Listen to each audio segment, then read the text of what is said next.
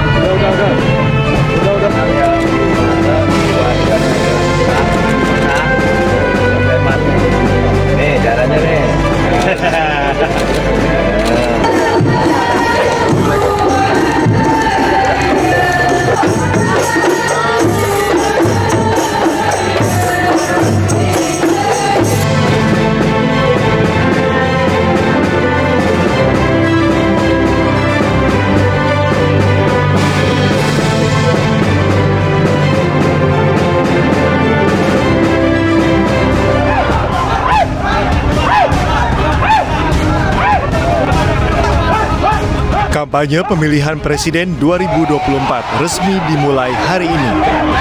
Calon presiden nomor urut 3 memulai kampanyenya dari titik paling timur Indonesia, yaitu di kota Merauke, Papua Selatan.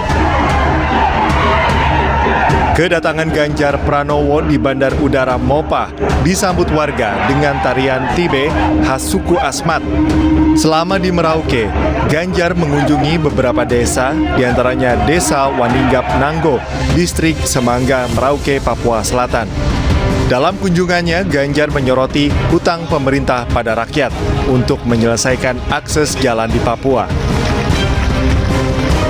Tak hanya itu, Ganjar juga berjanji akan menyelesaikan persoalan kesehatan di Papua.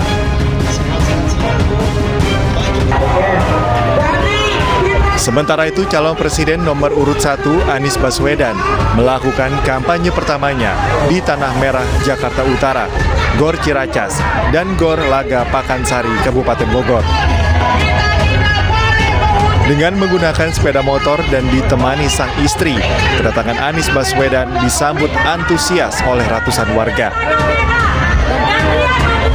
Anies pertama kali diusung oleh warga Tanah Merah untuk mencalonkan diri menjadi Gubernur DKI Jakarta pada 2016 silam. Sehingga harapannya dengan melakukan kampanye di Tanah Merah bisa menjadi momen mengulang momen yang sama. Kita doakan Pak Herman ganteng ditempatkan. Berbeda dengan dua paslon lainnya, Cawapres nomor urut 2 Gibran Rakabuming Raka memilih bekerja di hari pertama kampanye. Tiba di Balai Kota Solo, Jawa Tengah, Gibran mengaku masih ingin fokus menyelesaikan sejumlah pekerjaan. Hari ini nggak ada politik. Gibran juga mengaku belum mengajukan cuti kampanye. Sementara itu, Gibran enggan membeberkan jadwal dan lokasi kampanye pertamanya. Dalam kunjungannya, Ganjar juga berbincang dengan warga guna mendengarkan aspirasi yang ingin disampaikan oleh warga Merauke. Warga meminta kepada Ganjar untuk memperbaiki jalan-jalan yang ada di Papua. Oke. Biar saya keren, kenapa? Ya? Keren, duduk. Ya. Kakak siapa namanya? Yunus. Apa yang mau disampaikan?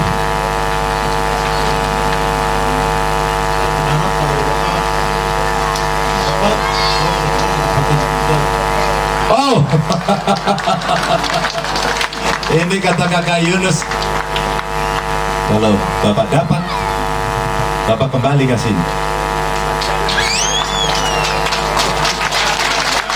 Kira-kira kalau daerah ini harus dibangun, menurut Kakak Yunus, apa yang menjadi prioritas? Jalankah, kesehatankah, pendidikan-kah? Jalan. Kenapa jalannya? Kenapa jalan? Belum bagus. Oke, terima kasih. Tepuk tangan. Calon Wakil Presiden nomor urut 3 Mahfud MD mengawali masa kampanye Pilpres 2024 dari Sabang, Aceh. Ganjar dan Mahfud berkampanye dari titik timur dan barat Indonesia sebagai simbol persatuan Nusantara.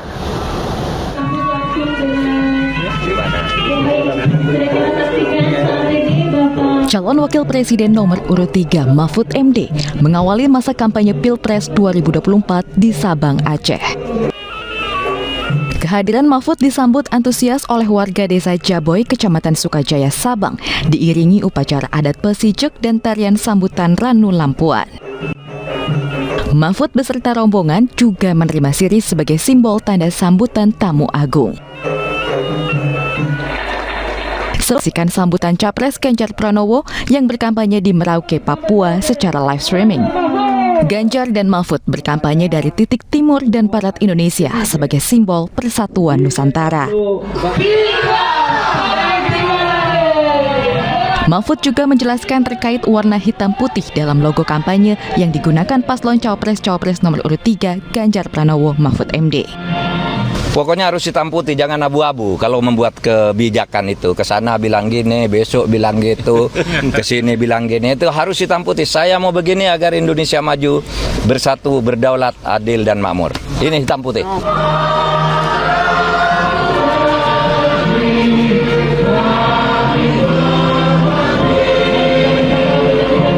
Dalam kesempatan yang sama, Mahfud menyampaikan program unggulan, yakni 1 desa, 1 vaskes, 1 nakes, dan program meningkatkan kesejahteraan guru mengaji dan tenaga pendidik keagamaan, serta berkomitmen terhadap pemerataan kualitas pendidikan nasional.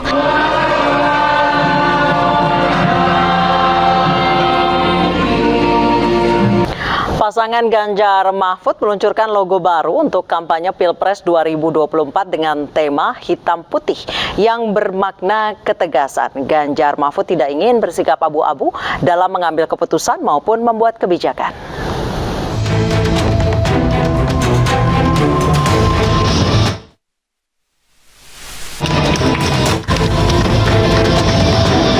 Pasangan calon presiden dan calon wakil presiden nomor urut 3, Ganjar Pranowo dan Mahfud MD, meluncurkan logo baru untuk kampanye pemilu 2024. Peluncuran melalui video berisi pesan singkat visi dan misi mereka, yakni bertuliskan kalimat gerak cepat Indonesia Raya, Indonesia Unggul, Indonesia Lebih Baik.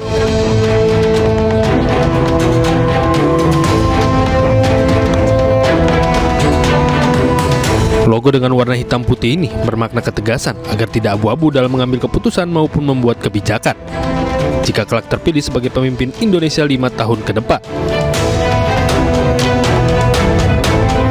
Untuk supaya kita memulai namanya kampanye kita serentak, persatuan dan kesatuan, kita memastikan bahwa ini berjalan dengan baik, dengan damai. Kita ingin menyentuh hati rakyat. Setiap hati rakyat harus disentuh, setiap hati rakyat harus kita sayangi, dan di mana kita ingin mengatakan, memperkenalkan siapa Mas Ganjar, siapa Pak Mahfud, dan apa saja gagasan dan program-program yang akan dibawa oleh Mas Ganjar dan Prof Mahfud. Logo kampanye Ganjar Mahfud ini kini bertebaran dalam beragam media, termasuk videotron dan tersebar di seluruh tanah air. TPN Ganjar Mahfud berharap masyarakat bisa mengenal Ganjar Mahfud melalui rekaman jejak, program, dan gagasan mereka. Tim Liputan Ainus melaporkan. Ketua Umum PD Perjuangan Megawati Soekarno Putri buka suara membela Aiman Wicaksono, juru bicara tim pemenangan nasional Ganjar Mahfud. Megawati meminta agar Aiman tidak gentar bersuara karena setiap orang memiliki hak yang sama.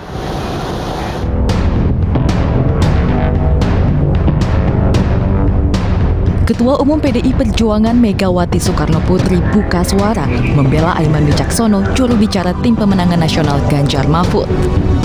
Aiman dilaporkan terkait pernyataan dugaan ketidaknetralan aparat.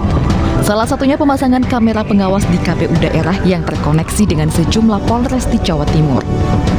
Presiden kelima Republik Indonesia ini meminta agar Aiman tak gentar menyuarakan kebenaran.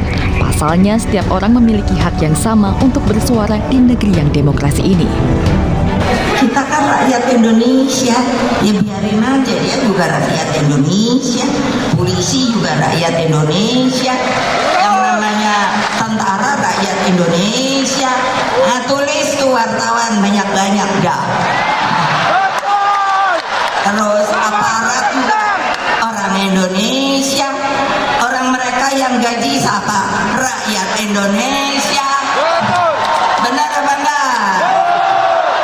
Ya insaf, makanya nggak usah takut. Ngapain baru? Saya kan dengar tuh, saya kayaknya kan kok Bu Mega nggak kelihatan, ya kemana dia gitu kan? Padahal saya selalu tahu kan, wah ini kok di sana digituin, di sini digituin, di situ ini Pak Iku tuh, nih saya lihat tuh, siapa namanya? Aiman.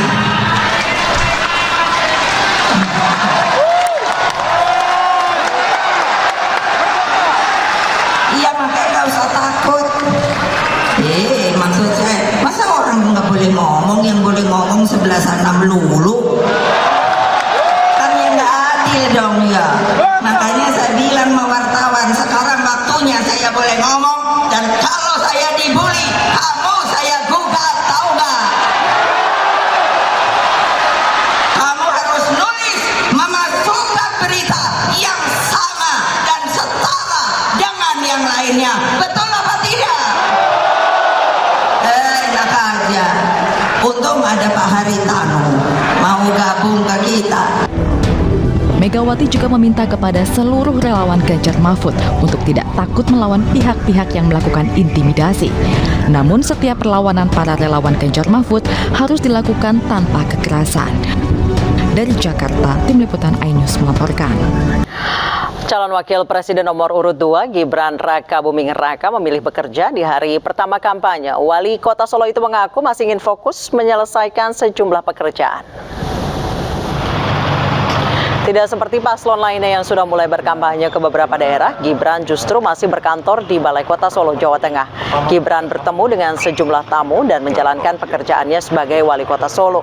Gibran juga mengaku belum mengajukan cuti kampanye. Sementara itu, Gibran enggan memberikan jadwal dan lokasi kampanye pertamanya. Mas, semangat pembangunan semifinal dan final Piala Dunia. Pak Prabowo, Mas, kenapa memilih Jabodetabek sebagai lokasi pertama untuk kick off Prabowo untuk kampanye, Mas?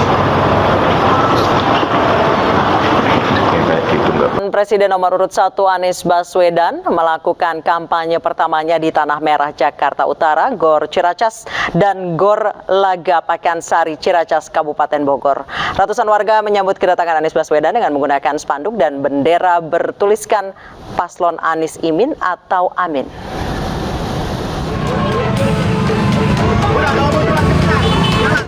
Di hari pertama kampanye Anies Baswedan memfokuskan kampanye di wilayah Jakarta dan Bogor. Kampanye pertama digelar di Tanah Merah, Jakarta Utara yang memiliki arti sejarah tersendiri untuk Anies dalam kiprahnya di dunia politik. Kedatangan Anies disambut antusias oleh warga setempat. Anies pertama kali diusung oleh warga Tanah Merah untuk mencalonkan diri menjadi Gubernur DKI Jakarta pada 2016 silam. Dan kampanyenya pun diawali dari Tanah Merah, sehingga harapannya dengan melakukan kampanye di Tanah Merah bisa menjadi momen mengulang momen yang sama. Ke Ciracas, nanti ke Bogor. Tapi mulainya dari mana? Ini adalah tanah perjuangan, betul tidak? Dalam kampanye kali ini, Anies didampingi oleh sang istri Ferry Haryati yang datang bersama Anies menggunakan sepeda motor. Dari Jakarta, Ayu Pratiwi, Sadu Santo, iNews melaporkan. Sementara itu, calon wakil presiden nomor urut 1 Muhaimin Iskandar bermain sepak bola dengan sejumlah warga dan mantan pemain Persebaya di Kecamatan Waru, Sidoarjo, Jawa Timur. Dalam kesempatan itu, Muhaimin janjikan asuransi bagi atlet sepak bola. Hari pertama kampanye, Muhaimin Iskandar, calon wakil presiden nomor urut 1, memilih untuk menyapa warga di Kecamatan Waru, Sidoarjo, Jawa Timur dengan bermain sepak bola. Pertandingan diikuti oleh warga dan mantan pemain Persebaya. Dalam pertemuannya dengan warga, Muhaimin janjikan asuransi bagi atlet sepak bola. Asuransi ini perlu guna menjamin kelangsungan hidup atlet usai pensiun. Kita ingin seluruh tokoh-tokoh bola masa pensiunnya tetap mendapatkan penghormatan, penghargaan pemerintah dan negara karena punya kewajiban untuk memberikan pelayanan, perlindungan, bantuan kepada para mantan atlet bola. Caranya apa? Karena mereka dihitung punya waktu bermain maksimal 4 tahun. Di usia setelah itu dia harus kemana? Nah ini salah satunya adalah asuransi ya. Kita harus siapkan asuransi. Kampanye diawali dari Jawa Timur lantaran Muhaimin Iskandar masuk panggung politik sebagai anggota DPR RI mewakili daerah Jombang, Madiun, Mojokerto, dan Nganjuk. Dari Sidoarjo, Jawa Timur, Yoyo Agusta, iNews melaporkan. Terima kasih Anda masih bersama kami di iNewsroom. Pemirsa, jelang kampanye Pilpres, Ketua Umum PDI Perjuangan Megawati Soekarno Putri mengungkap kejengkelannya kepada pemerintah yang dinilai telah bertindak sewenang-wenang menjelang Pilpres 2024. Pernyataan tersebut seolah menjadi pematik juga alarm agar semua pihak yang terlibat dalam pemilu bisa sama-sama saling menjaga dan mengawasi netralitas selama masa kampanye agar berjalan lancar, sehat, dan jelas berkualitas.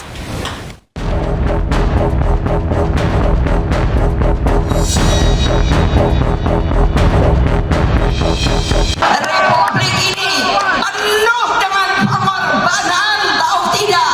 Mengapa sekarang kalian yang baru berkuasa itu mau bertindak seperti waktu zaman Orde Baru? Pada acara Rakornas Relawan Ganjar Mahfud kemarin, Megawati mengungkap kejengkelannya kepada pemerintah yang dinilai telah bertindak sewenang-wenang menjelang Pilpres 2024. Pernyataan Ketua Umum PDI Perjuangan tersebut seolah menjadi sumbu pemantik kick-off kampanye Capres-Cawapres yang dimulai hari ini. 28 November 2023, kampanye dimulai. Pasangan Capres-Cawapres langsung tancap gas melakukan langkah-langkah politik, termasuk menyapa pendukungnya di seluruh Indonesia. Presiden Jokowi bahkan telah memberikan izin cuti kepada para anggota Kabinet Indonesia Maju yang menjadi calon presiden maupun calon wakil presiden, yakni Menteri Koordinator Bidang Politik, Hukum, dan Keamanan Mahfud MD yang menjadi Cawapres Ganjar Pranowo dan Menteri Pertahanan Prabowo Subianto yang menjadi calon presiden. Ketiga pasangan Capres-Cawapres yaitu nomor urut 1, Anies Baswedan Muhaimin, nomor urut 2, Prabowo Subianto, Gibran Rakabuming Raka, dan nomor urut 3, Ganjar Pranowo, Mahfud MD akan mulai menjalani jadwal kampanye masing-masing yang sudah disiapkan. Masa kampanye pemilu berakhir hingga 10 Februari 2024. Seluruh Capres-Cawapres diperkenankan berkunjung ke berbagai wilayah secara bersama-sama ataupun perorangan untuk menyampaikan visi misi kepada calon pemilih. Jelang kampanye Pilpres 2024 memang diwarnai banyak drama. Pernyataan Megawati seolah menjadi alarm agar semua pihak yang terlibat dalam pemilu bisa sama-sama saling menjaga dan mengawasi netralitas selama masa kampanye, agar kampanye berjalan lancar, sehat, dan jelas berkualitas. Dan kami akan membahas terkait permasalahan ini dan telah terhubung dengan juru bicara TPN Ganjar Mahfud, Aryo Seno Bagaskoro, Ketua Prabowo Mania Immanuel Ebenezer, dan juru bicara Timnas Amin Billy David, Nero Tumilena. Selamat malam Bapak-Bapak. Selamat malam, Mbak. Selamat malam, Baik, saya ke Mas Aryo terlebih dahulu. Maksud kalimat dari Ibu Mega tuh ingin menyasar siapa, Mas Aryo? Ya tentunya ini sebagai satu konteks yang tidak bisa dilepaskan dari peristiwa acara kemarin, yang mana dalam acara tersebut berkumpul kurang lebih sampai 9.000-an orang dari 3.000 lebih organ relawan yang selama ini bergerak di seluruh lini untuk memenangkan Pak Ganjar dan Pak Mahfud, dan untuk mengawali prosesi yang hari ini kita tahu masuk ke tahapan hari pertama kampanye. Bu Mega ini kan sering dipersepsikan sebagai sosok ketua umum yang elitis, jauh dari masyarakat, akhir-akhir ini ya, yang arogan, yang tidak bisa leluasa pada saat tidak bicara di depan publik yang mana merupakan anggota dari PDI Perjuangan. Tapi saya menangkap dalam konteks kemarin ini seluruh persepsi dan anggapan itu menjadi gugur. Bu Mega tampak sangat baik sebagai seorang negarawan, tanpa sekat dengan relawan yang hadir, mampu menggerakkan hati masyarakat untuk kemudian menjaga pemilu ini menjadi pemilu yang baik. Tentunya kita tahu bahwa dalam kontestasi kali ini atau dalam kontestasi manapun, dugaan-dugaan atau potensi-potensi kecurangan itu bisa jadi terjadi. Ibaratnya hujan, Mbak, ini Bu Mega ini memberikan wanti-wanti kepada semuanya untuk menyiapkan payung. Nah, kalimat Orde Baru pemerintahan sekarang sewenang-wenang seperti Orde Baru itu sebenarnya ditujukan untuk siapa, Mas Eno? Ya, tidak lepas dari pengalaman Bu Mega secara kebatinan pernah menjadi aktor sejarah yang demikian sentral pada saat menjelang kejatuhan Orde Baru dulu, pada saat Bu Mega mendirikan PDI. Maka hari ini kalau Bu Mega menyampaikan seperti itu, maka saya merasa bahwa mungkin saja ada kesamaan feeling gitu. Ibaratnya orang yang pernah hujan-hujan, itu kalau mau hujan lagi itu dari baunya dulu itu sudah terasa, itu, meskipun belum turun hujan.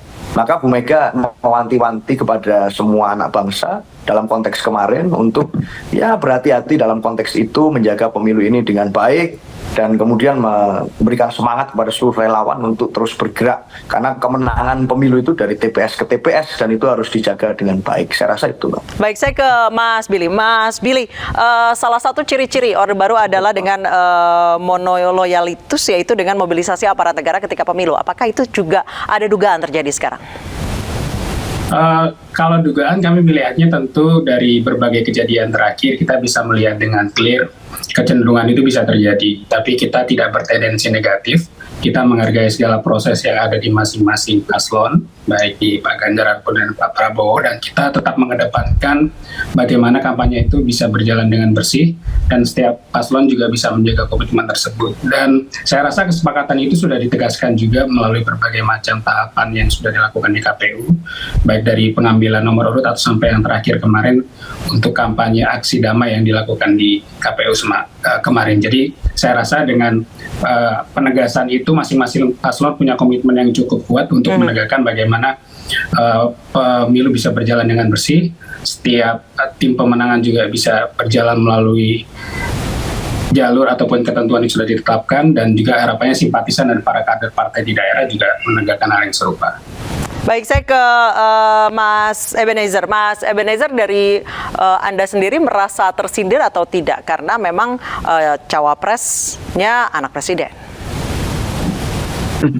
Kalau saya nggak tahu yang dimaksud Bu Mega itu siapa, karena biar gimana pun di pemerintahan Jokowi hari ini ada 7 kabinet yang ada di pemerintahan Jokowi, ataukah Bu Mega memang menyerang pemerintahannya sendiri, karena biar gimana pun PDIP hari ini adalah partai pemerintah. Jadi saya tidak tahu maksudnya apa, karena kita juga punya komitmen soal pemilu damai, pemilu jurdil dan sebagainya. Karena itu kan menjadi komitmen kita bersama. Jadi tak usah lagi lah buat narasi-narasi terkait soal pemilu curang, pemilu apa. Karena jangan kita menjadi hakim untuk rakyat. Karena biarkanlah rakyat itu menjadi penentu. Kan Bu Mega berkali-kali menyampaikan rakyat itu harus menjadi faktor. Nah, kalau kita sepakat punya komitmen bahwa rakyat sebagai penentu, ya sudah, serahkan aja pemilu nanti ke rakyat itu sendiri. Jangan juga kita mengintervensi kemerdekaan yang dimiliki oleh rakyat, karena biar gimana pun demokrasi ke depan itu kan bukan demokrasi di zaman otoritarian. Semua bisa dimanipulatif, kemudian semua dibawa intimidasi. Ya, artinya apa yang disampaikan Bu Mega, kalau sebagai kritik kita bangga sekali. Karena Bu Mega adalah sosok negarawan yang punya komitmen, konsistensi terhadap pemilu yang jujur, kemudian kualitas demokrasi yang baik. Tapi ketika ada pernyataan seperti itu, Bu Mega sepertinya sudah meragukan komitmen para pemimpin yang sudah berkali-kali menyampaikan soal kekhawatirannya. Ini kan memacu kita untuk lebih berkualitas demokrasi kita. Saya nggak tahu ini tamparan buat kabinet Bu Mega yang ada di pemerintahan Jokowi atau apa. Biar gimana pun, selain 7 kabinet, ada juga 1 kabinet Menko Polhukam, itu Pak Mahfud MD. Beliau itu Menko Polhukam. Artinya ya bisa disampaikan ke Pak Mahfud aja. Gitu. Mas Aryo Seno langsung tanggapi boleh? Ya tentu saja di dalam kabinet pemerintahan hari ini adalah kabinet Pak Jokowi. Tidak ada kabinet Bu Mega. Yang punya hak prerogatif untuk menentukan akan menggunakan atau akan melantik atau menugaskan siapapun itu putra-putri terbaik bangsa adalah Presiden. Ini adalah kabinetnya beliau. Pucuk pimpinan tertinggi dari negara hari ini adalah Pak Jokowi, bukan Bu Mega. Bu Mega hari ini menyodorkan nama-nama siapapun itu, menggodok melalui proses kaderisasi partai, yes. Tetapi dalam hal menentukan siapa yang duduk di kabinet adalah hak prerogatifnya Presiden Joko Widodo. Maka kalau kita membaca dari apa yang disampaikan Bu Mega kemarin, ini kan tidak serta-merta muncul dari ruang hampa. Ada berbagai rangkaian peristiwa yang kemudian sampai pada hari di mana Bu Mega menyampaikan itu kemarin. Contohnya misalnya dalam hal berbagai macam, ya saya nggak pingin flashback juga sih, cuman kita kalau melihat Bu Mega dalam pemerintahannya sebagai presiden dulu yang melahirkan Mahkamah Konstitusi. Kemudian kemarin hadir pula di acara itu ada Mas Aiman Wicaksono yang hari ini kita tahu sedang menghadapi proses hukum pada saat mengungkapkan fakta. Nah, hal semacam inilah yang kemudian mungkin dilihat oleh Bu Mega, dan itulah yang menjadi satu landasan situasi kebatinan yang membuat Bu Mega ini deg-degan juga, mir-miran juga, tidak ingin melihat mengulangi situasi yang sama. Mas Aryo Seno, maksud Anda apakah kemarin pengerahan kepala-kepala desa di Abdesi, kemudian ada CCTV KPUD yang tersambung ke kepolisian, ataukah sekarang aparat itu bisa dibilang dalam tanda kutip Circle Solo, baliho yang dicopot oleh Satpol PP dan lain sebagainya? Apakah itu yang menjadi latar belakang Bu Mega berbicara seperti itu? Iya, itu semua bagian dari rangkaian itu. Maka saya percaya bahwa tidak mungkin Bu Mega menyampaikan pidato hanya karena berbeda pandangan politik saja, tetapi ada satu kehendak untuk mengingatkan, memberikan wanti-wanti. Kita tahu sendiri bagaimana dulu Pak Jokowi waktu pertama kali menjadi wali kota juga ya sangat dekat dengan Ibu. Selama 9 tahun terakhir ini ya saya kira banyak orang yang menemani Pak Jokowi, termasuk PDI Perjuangan. Nawacita Pak Jokowi tidak lepas dari pemikiran-pemikiran dari tokoh-tokoh yang berasal dari berbagai latar belakang partai politik. PDI Perjuangan ada di situ. Dulu seingat saya Nasdem juga ada di situ, sehingga hasil prestasi hari ini yang kemudian dilakukan oleh Pak Jokowi, ini saya rasa tidak merupakan prestasi tunggal, tapi ada banyak orang di sana, termasuk ada Bu Mega di situ. Maka saat Bu Mega ingin mengingatkan itu, saya rasa ini suatu hal yang harus kita syukuri bersama, bahwa di usia beliau yang sudah 76 tahun masih punya keberanian, punya kemampuan untuk mengingatkan banyak orang seperti di situasi kemarin berdasarkan apa yang terjadi akhir-akhir ini. Saya rasa itu, Mbak. Baik, Mas Bila, Anda setuju bahwa dasar Ibu Mega berbicara seperti itu adalah beberapa fakta yang telah terjadi, kasus MK, kemarin Abdesi, terus kemudian pencopotan baliho dan lain sebagainya? Ya, sekali lagi kami ingin tegaskan bahwa kami nggak ingin terlibat dalam polemik yang sedang terjadi sekarang. Dengan penjelasan Bang Noel tadi juga menjelaskan, dan Mas Aryo juga menjelaskan bahwa poin itu adalah pandangan masing-masing salah satu tokoh besar, apalagi Bu Mega yang sekarang ada di koalisi TPN. Tapi saya melihat bahwa dugaan-dugaan yang disampaikan tentu ini sebuah fakta yang sampai hari ini juga mungkin dari banyak kita merasakan hal yang serupa, tapi banyak yang tidak. Kami mendengar bahwa tim Anda banyak yang diintimidasi, Mas Billy. Ya, bahkan kalau kita ingat kan dari TPN juga mengharapkan bahwa kita menyuarakan hal yang sama, bahwa kita sedang dikerjai atau kita sedang balihonya dicopot dan ada tekanan-tekanan, dan saya rasa kenyataan itu bahkan dikuatkan oleh Bu Mega kemarin. Kita mengalami hal itu sudah seringkali di berbagai tempat mengalami hal yang serupa, dan kami melihat itu justru tantangan, dan bagaimana kebenaran itu justru ditegakkan ketika ada tantangan seperti itu. Baik, ada beberapa informasi bahwa katanya Pak Anies diikuti orang, diintai, kemudian Caimin juga sempat menegaskan bahwa wasit jangan main curang. Dan Iya, jangan ikut kalau bermain. diintai orang mungkin ya ini ya hanya dugaan, dan kita harus berwaspada terutama tim pengamanan yang sehari-hari dan tim yang sehari-hari dengan Pak Anies. Tapi yang kita soroti kan sebenarnya bukan untuk menyerang permasalahan yang personal ya seperti keamanan atau yang tindak ancaman yang seperti itu, tapi kita melihat justru di praktek yang lebih besar bahwa di dalam proses politik ini ada sesuatu yang tadi yang disampaikan seperti Caimin menyinggung seperti ini permainan main bola, bahwa ada wasit yang harus bersifat fair dan kemudian pemain juga bersifat fair dan tidak mengalami kecurangan. Proses itu yang harus kita lihat, bukan lagi permasalahan yang personal yang mengancam personal perseorangan capres dan cawapres, tapi kita melihat bahwa ada proses yang lebih besar yang dapat jadi perhatian kita semua. Baik, Bang Noel langsung tanggapi. Ya, kalau ukuran demokrasinya adalah cuman baliho dicopot, ya baliho saya juga dicopot tuh. Pertama itu. Kedua, kalau mau orang bilang siapa yang mencuri start pertama, ya kita lihat mereka melakukan pelanggaran karena belum momennya pemilu sudah mereka melakukan kampanye. Sebetulnya yang layak menyampaikan kecurangan itu ya kita. Pertama apa? Kasus Bupati di Papua. Itu ada fakta integritas harus memenangkan salah satu calon. Kedua, Bupati Majalengka. Ketiga, itu yang pengakuan ASN di Jawa Timur. Keempat, kemarin masang-masang baliho pakai plat merah. Artinya itu kan fakta semua. Tapi kami tidak pernah bilang itu curang tuh. Artinya apa? Ya kami siap berkontestasi dengan gagasan dan ide dan program. Ayo dong bicara tentang hal yang besar, yang visioner. Jadi enak kita bicara tentang gagasan itu lebih enak mengulasnya. Jangan rakyat disajikan oleh ketakutan-ketakutan yang yang tidak menyenangkan itu. Ini kan selama ini yang kita lihat narasinya dinasti, pemilu curang, ada teror, ada intimidasi. Ya ini tidak fair aja. Maka saya bilang ukuran Orde Barunya di mana?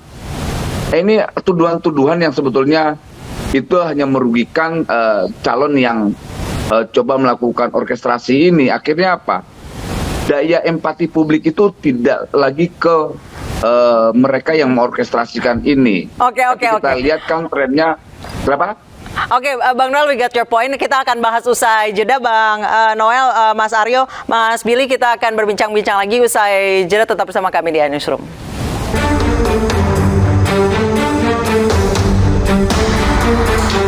Isu netralitas aparatur sipil negara jelang pemilu 2024 menjadi sorotan. Hal tersebut menjadi perbincangan pasca putusan MK yang mengabulkan gugatan batas usia Capres-Cawapres pada pemilu 2024. Dugaan ketidaknetralan terjadi saat perangkat desa dan kepala desa yang tergabung dalam kelompok Desa Bersatu menggelar acara yang diduga deklarasi dukungan kepada Prabowo Gibran di Jakarta.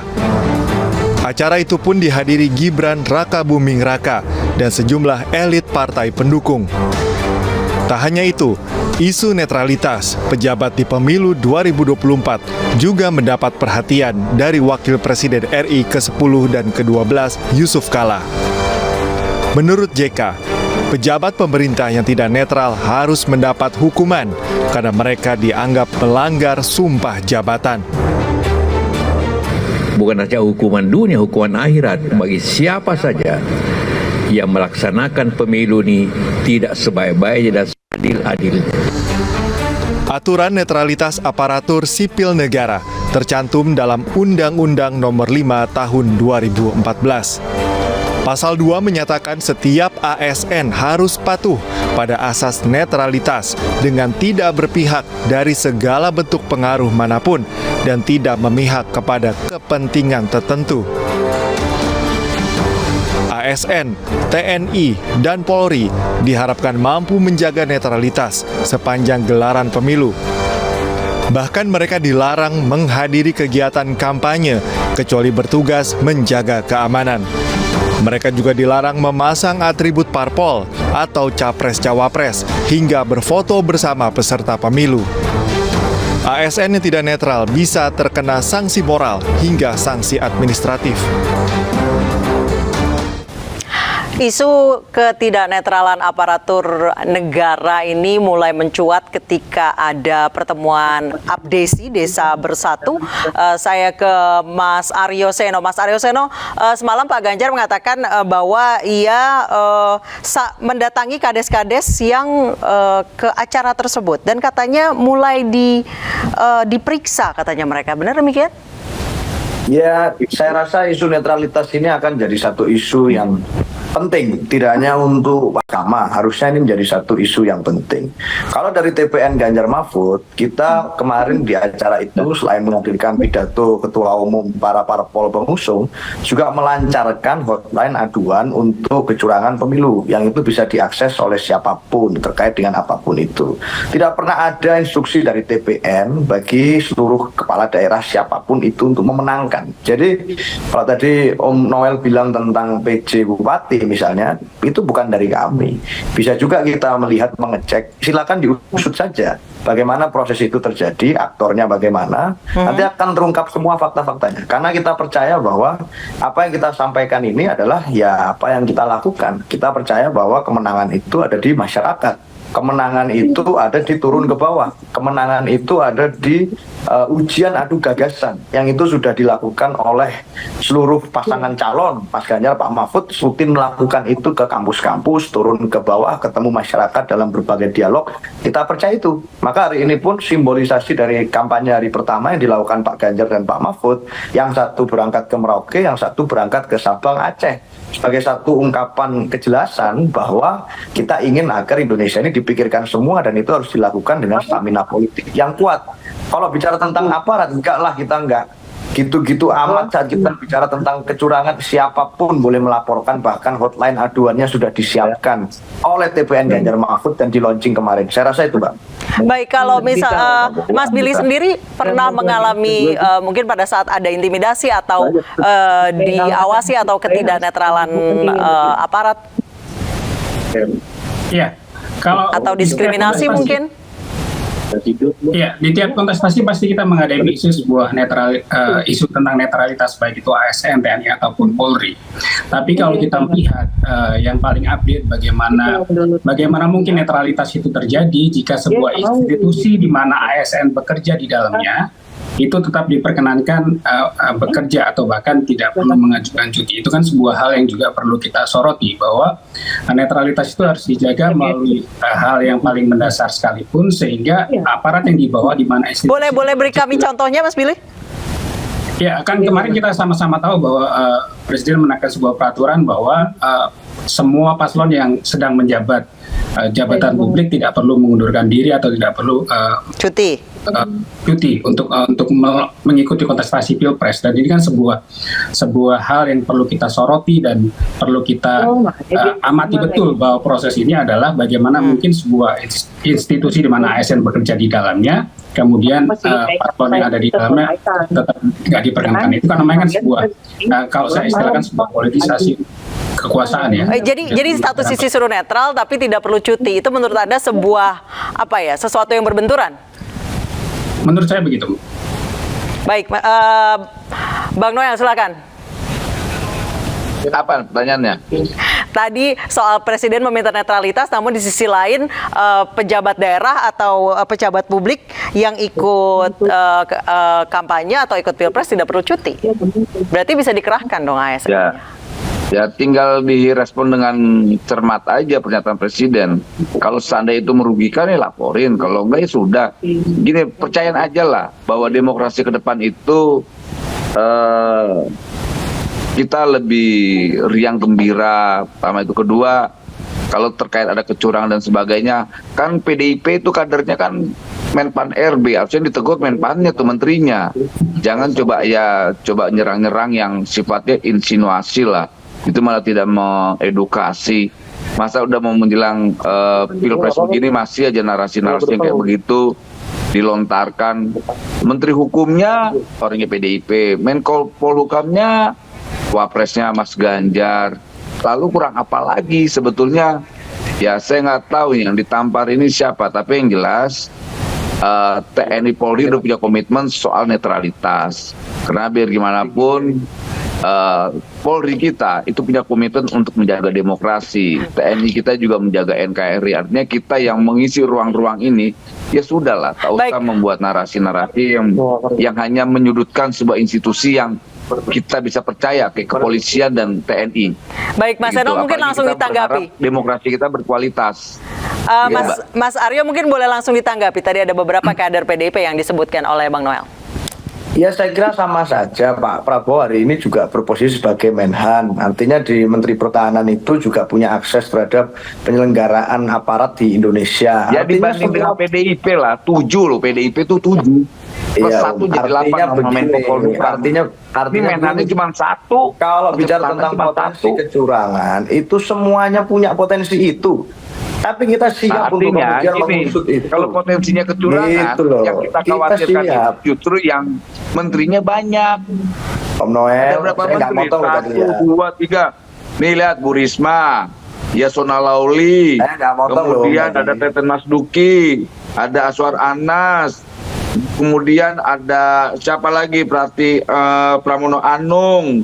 Iya. Gitu semua tuh Mahfud MD. Ini kurang apa kalau dibilang curang yang kita khawatirkan ya dari kubu yang tidak suka dengan Pak Prabowo. Tapi kan kita tidak mau membangun narasi itu. Kenapa? Itu kontraproduktif. Ya, ayo kita bicara tentang gagasan ke depan, apa yang harus kita tawarkan, apa yang bisa menjadi jawaban buat masyarakat agar masyarakat ini bisa teredukasi, kemudian harapan-harapan besar apa yang bisa dicapai, kayak begitulah. Jadi kita bicara tentang capaian dan gagasan itu lebih produktif, Seno. Iya betul, saya sepakat dengan itu. Oleh karena itu saya sampaikan berkali-kali, kalau kita bicara tentang gagasan, oke. Kalau Om Noel tadi bawa ke arah gagasan ya, kita tunggu Pak Prabowo dan Mas Gibran kemudian berani menyampaikan gagasannya dengan baik di forum-forum publik. Kita menunggu itu karena seluruh capres yang lain kapanpun itu kalau mau diuji tentang gagasan tentang Indonesia ke depan, tentang sikapnya, paradigmanya, tentang netralitas aparat, tentang semua yang kita bahas hari ini, tentang visinya ke depan, tentang pemilu yang baik dan seterusnya, maka ruang-ruang itu tersedia di dalam dialog-dialog yang ada di ruang publik hari ini. Kalau kita terus berdebat kusir seperti ini, itu tidak akan membawa kita kemana-mana. Kita tahu hari ini yang saya ingin tegaskan dalam percakapan ini adalah kita siap. Kalau kemudian ada dugaan-dugaan kecurangan, kan ini membahas pidato Bu Mega, itu dalam mengusut itu siap. Siapa yang kemudian punya potensi melakukan itu atau sudah melakukan itu, silahkan dilaporkan. Kita siap. Tapi kalau Om Noel tadi bicara tentang gagasan dan lain sebagainya, kita juga siap juga. Artinya saat itu berada di ruang. Nah, itu yang keren. Nah, mari kita diskusikan soal gagasan itu agar masyarakat itu teredukasi, ada sebuah harapan, hope. Itu yang paling penting. Betul. Dan saya menunggu betul tidak hanya Om Noel yang menyampaikan itu, tapi juga Pak Prabowo, Mas Gibran, yang mana di pundak beliau-beliau ini semua para calon-calon presiden kita ini, itu 270 juta lebih nyawa dan masa depan rakyat Indonesia itu dibebankan di situ. Maka tidak hanya jubir-jubirnya yang harus bicara. Saya menunggu bagaimana ada program gagasan yang ditampilkan di dalam debat-debat, di dalam percakapan-percakapan. Nah, Bang Noel, tapi pasangan calon Anda ini dikenal jarang mau ikut debat nih. Siapa yang jarang? Persoalannya kan waktunya nggak ketemu, bukan tidak mau berdebat. Tapi itu kedua, kan ada hal yang benar-benar terjadwal.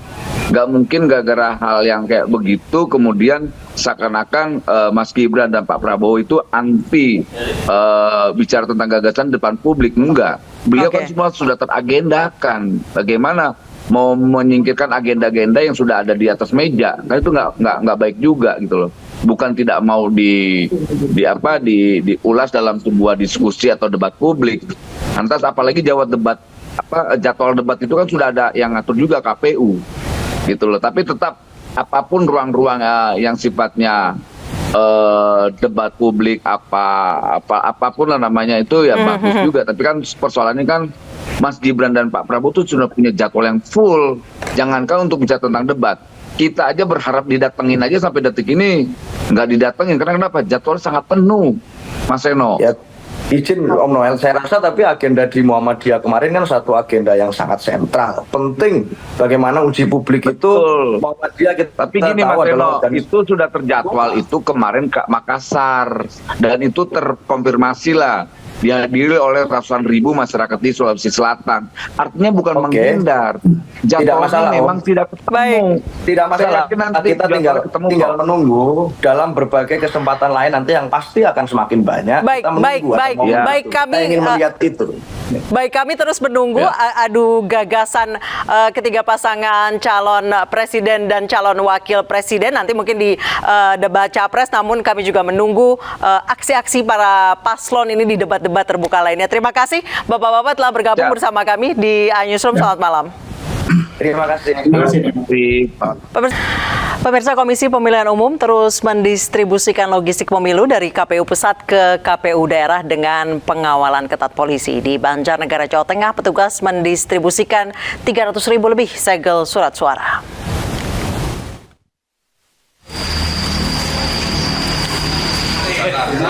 Logistik pemilu berupa segel surat suara kembali tiba di KPUD Banjarnegara, Jawa Tengah. Lebih dari 300.000 segel surat suara akan digunakan pada hari pemungutan suara 14 Februari 2024. Pembongkaran dan distribusi logistik pemilu ini mendapat pengawalan ketat polisi. Segel surat suara ini akan disusun dan dikelompokkan sebelum dikirim ke panitia pemilihan kecamatan, panitia pemungutan suara, ataupun TPS. Kedatangan segel kertas jumlah 3.310.100. Setelah itu logistik apa saja yang sudah diterima KPU? Yang sudah diterima bilik, tinta, segel plastik, segel kertas, ATK, karet, dan plastik. Semua logistik pemilu nantinya akan disalurkan ke 3.225 TPS mulai 1 Februari mendatang. KPU daerah berharap seluruh logistik pemilu bisa datang tepat waktu. Dari Banjarnegara, Jawa Tengah, Elis Novit, iNews melaporkan. Pemirsa, bangkitnya industri garmen dan tekstil masih terkendala dengan naiknya harga bahan baku. Oleh sebab itu, pemerintah harus membuat regulasi ataupun kebijakan-kebijakan yang bisa mendorong industri tekstil dan garmen ini bangkit lebih cepat. Calon legislatif DPRD Kota Surakarta Dapil 2 dari Partai Perindo, Erni Setiawati, mengungkapkan permasalahan industri garmen dan tekstil belum bisa bangkit. Industri ini dihadapkan dengan kenaikan harga bahan baku yang menjadi masalah utama. Hal ini diperparah dengan tingginya bea masuk bahan baku impor yang tinggi sekitar 33%. Dalam podcast Aksi Nyata, caleg Partai Perindo mendorong pemerintah membuat regulasi untuk mendukung penguatan tekstil dan produk turunannya. Pemerintah membuat kebijakan-kebijakan yang lebih pro untuk industri. Sebagai contoh, misalkan saat ini kan belum ada tuh namanya Undang-Undang Perlindungan Tekstil atau Undang-Undang Perlindungan Garmen, ya kan, yang mana sebenarnya kalau dari proses ya dari dari hulu sampai hilir itu bisa menciptakan 25 juta tenaga kerja baru. Untuk kapas kan untuk kapas dan polyester fiber itu kan Indonesia nggak tersedia, jadi harus impor. Dan itu mahal. Dan biaya masuknya mahal tinggi, sekitar 33% dari harganya. Jadi biaya masuknya 5%, terus biaya anti dumpingnya sekitar 28%. Itu belum termasuk PPN 11% dan PPH 2,5%. Kebijakan dan regulasi yang tepat dalam industri tekstil dan garmen juga akan memberikan kemudahan bagi para pengusaha kecil dan menengah untuk bangkit dan berkembang. Tim Liputan iNews melaporkan.